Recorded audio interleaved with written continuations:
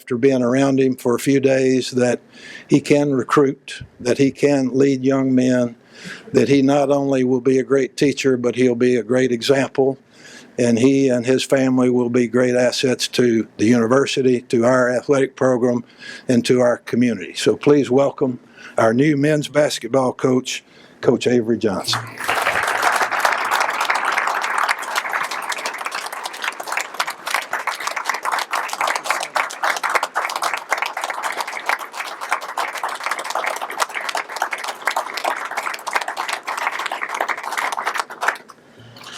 Good morning.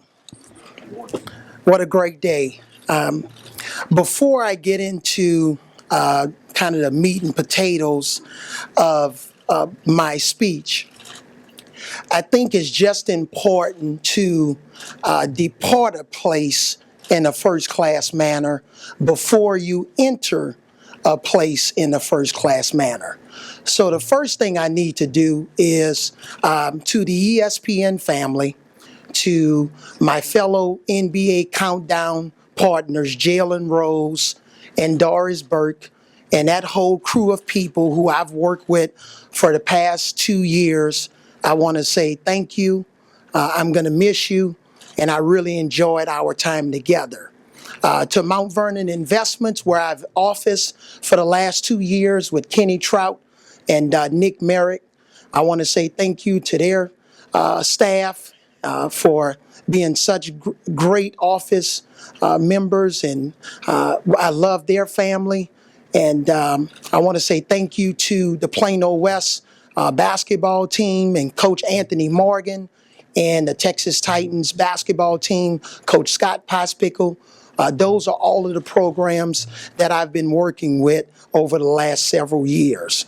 And last but not least, I want to say thank you to Dan Bailey from Just Say Yes, which is an organization where I've been giving speeches to middle school and high school students for over the last 5 years. We've impacted over 80,000 students, and I've really enjoyed my time meeting with the students, the teachers, and all of the administrators. So before I get into where I'm going, I just want to say thank you to all of those people that were really influential and important in my life in the last several years.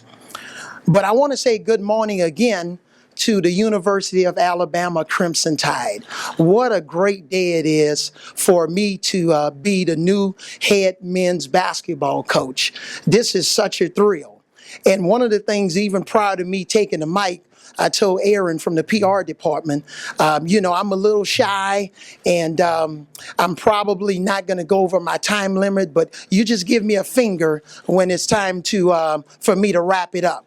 Because a lot of times when I was on the air, I would get that message in my ear quite a bit. Wrap it up, Coach. I want to say thank you to my wife.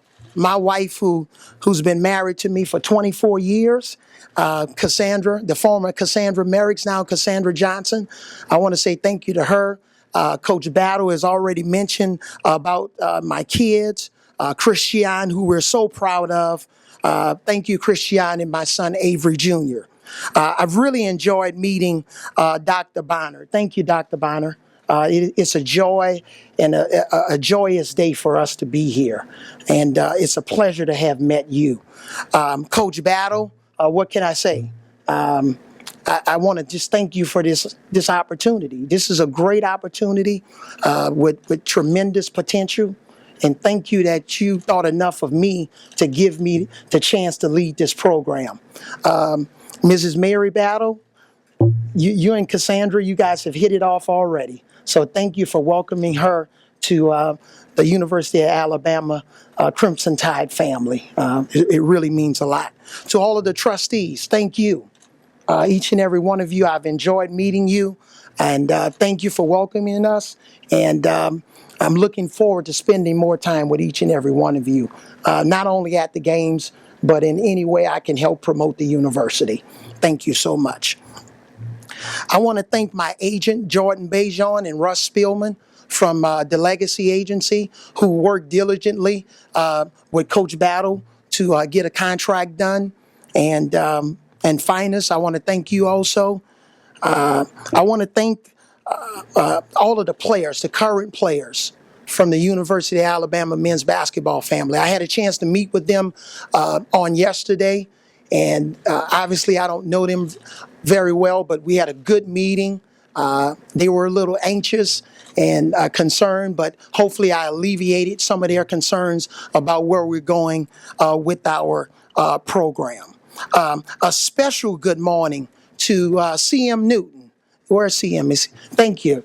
Special good morning to you and Nancy. Thank you so much for being here. I really appreciate it. I love when I walked in the door, seeing you here. It means a lot for you guys to be here. Thank you so much for being here. Another special good morning to Coach Wimp Sanderson. Where are you, Coach?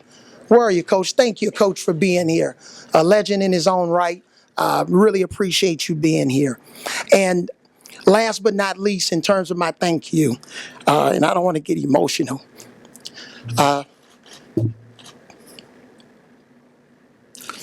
my coach, Ben Job. Coach, thank you for being here. It means a lot. My coach at Southern University, Ben Job, it means a lot for you to be here. He lives in Montgomery, Alabama. He's been a father figure, a mentor. And I remember when Coach and I would talk over the years, he said, AJ, you know, this basketball thing is too big, too small for you. You're bigger than basketball. He said, AJ, I got a plan for you. This is what you need to do. You need to move to Alabama, and at some time in your life, you need to become the governor of Alabama. He said, this basketball thing is just too small for you. You're a genius, AJ. AJ, what are you doing messing around with this basketball stuff? And I remember my 2 years with Coach Job at Southern University. He said, AJ, don't worry about that NBA stuff. Just get your education, because he promised my mom that I would graduate. And he said, don't worry about it, the NBA. And I remember when I graduated, after 2 years of telling me, don't worry about the NBA, you're not good enough for the NBA, you're too small, just don't worry about the NBA. When I walked off the stage, he said, son, now you can go to the NBA. He said, you're the most gifted passer I've ever seen in my life, the greatest leader I've ever seen in my life, and you're going to have a long NBA career, and that's what ended up happening. But thank you, Coach Job, for being here. Can you guys give Coach Job a big hand, please?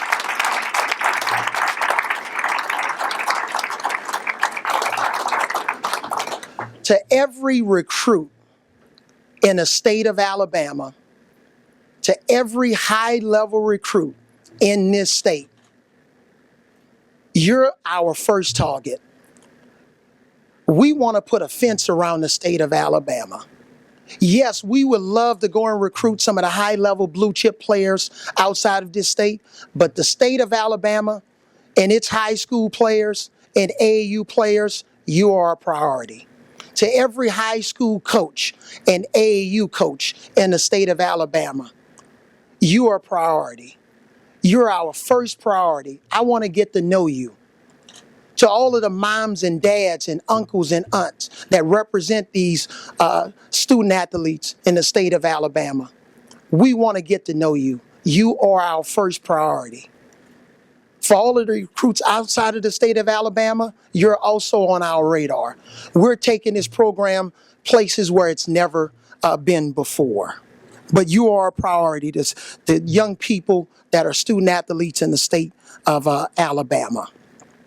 What are our goals? Our goals, we're here to develop young men. We're here to develop our student athletes in terms of their character, the way they communicate, the way they compete on the court, and also in the classroom. We're here to teach them how to care more about our program than themselves. We're here because we want them to become confident young men in the community, academically, but also on the basketball court. We want them to maximize their potential. Specifically to basketball, people ask me, what are your goals? Well, Coach Greg Popovich, who's another one of my mentors, I'll never forget when he took over the San Antonio Spurs back in the late 90s. When he walked into his first meeting with the team, and a lot of them, just like the young men that are on the current team here at the University of Alabama, we had never experienced Coach Popovich as a coach. And he said, here's the goal.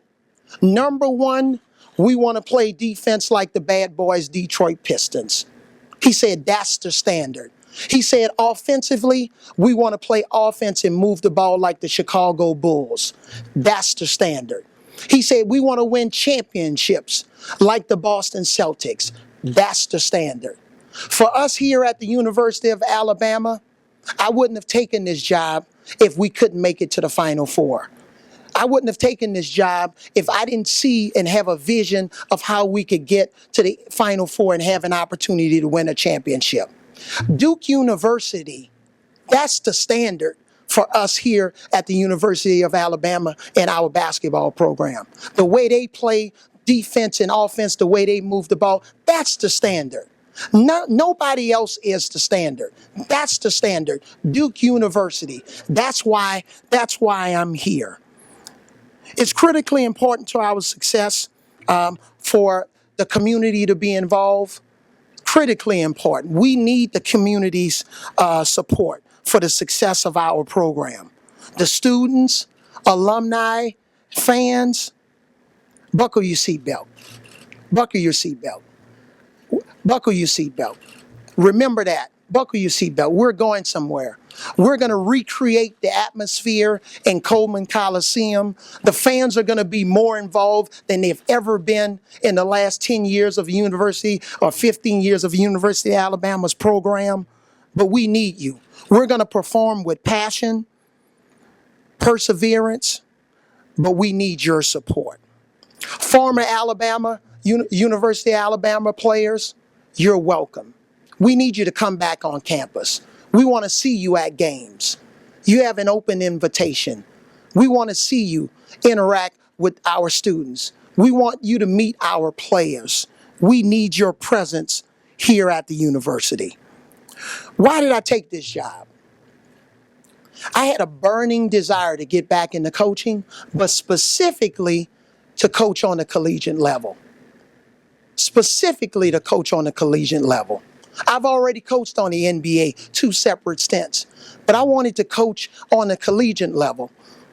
And when Coach Battle called and introduced himself and asked me, to entertain the idea of coaching the University of Alabama, I said, come on down, Coach. I would love to meet with you.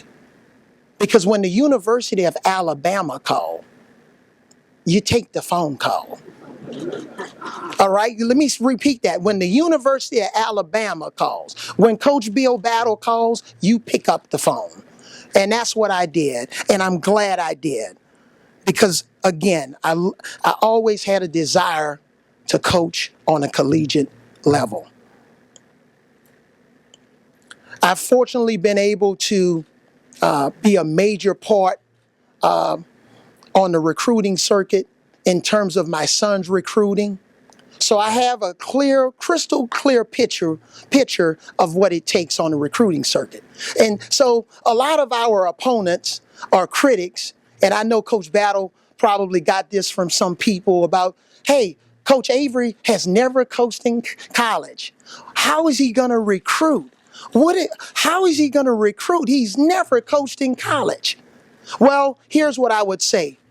When Coach Avery Johnson walks into a recruit's living room, they recognize Coach Avery Johnson on some level, whether it's the kid, the AAU coach, the high school coach, or the parent. Somebody recognizes Coach Avery and his New Orleans accent from TV. Somebody recognizes Coach Avery from being Coach of the Year on the highest level in the NBA. Somebody recognizes Coach Avery from coaching in the NBA Finals in 2006. Somebody recognizes Coach Avery from having a 16-year NBA career where he basically came in the back door because he was undrafted. Somebody recognizes Coach Avery because nobody's led the NCAA in assists 1 year with averaging 13.3 assists. So those are great qualifications. And if you want to make it to the next level as an NBA player, I'm your guy. If you want to graduate from college and be a 4-year student, I'm your guy. My daughter's graduating from the University of Pennsylvania with a double degree. She's getting a degree in Mandarin Chinese and business economics through the Wharton School of Business and a minor in geology. So I know how to train a child along with my wife to graduate from college. So those qualifications, I think they meet the recruiting qualifications. When I look at the landscape of what's happening in the SEC, there are some great teams. There's some great teams. We have to get to work. Coach Pat and I, as soon as we finish this press conference, we have work to do. But I've never been shy of rolling up my sleeves. Never been shy at wanting to go to work. And I promise you, I will work morning, noon, and night to get the job done. Brenda, my executive assistant, it was funny, my wife and I, we were in the office, and she can tell you that this story is true. One of the things I did, ladies and gentlemen, was I looked at the sofa and I raised it up because I was trying to see whether it was a sofa bed. And Brenda looked at me and said, "Coach, what are you doing?" I said, "Brenda, I'm a guy that likes to sleep in the office, so we're going to have to change this out and get a sofa bed." But the whole idea is we're about excellence. This is about a pursuit of excellence. It's not about mediocrity. I wouldn't have signed up for this job if I thought it was anything but an opportunity to be excellent. I wrote a book several years ago called Aspire Higher. That's the book I wrote a couple of years ago, and it was about discipline and details and determination and making good decisions, telling my life story, being weaved into that theme. That's why I'm here. We're not thinking about just the SEC or the first round of the NCAA tournament or the Elite Eight. This is about aspiring higher. This is about getting to the big dance. And if I didn't think we could do it, I would have stayed in television. But we have great potential here, great resources. And to my brethren in the media, I want to thank you for being here. You don't have to worry about me with quick sound bites. I like to tell long stories. It's a level playing field. There are not going to be any favorites in terms of the media. I'm going to be very accessible. I've already talked it over with Doug and Aaron. I know the drill. When I was 39 years old and took over as a head coach in the NBA, I was a little bit cautious about the media and conservative. But I'm 50 years old now. I just had a birthday a couple of weeks ago. So I'm a little bit more mature. And because I've had 2 separate stints in the media, I'm a little bit more sympathetic and empathetic to what you're doing.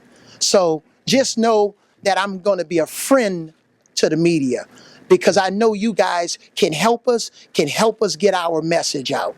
So thank you for being here. In closing, I want to just again say to the University of Alabama Crimson Tide fans, friends, family, community, we're going to get the job done. Even though Coach Battle blessed me with a 6-year contract, it's not going to take that long, Coach.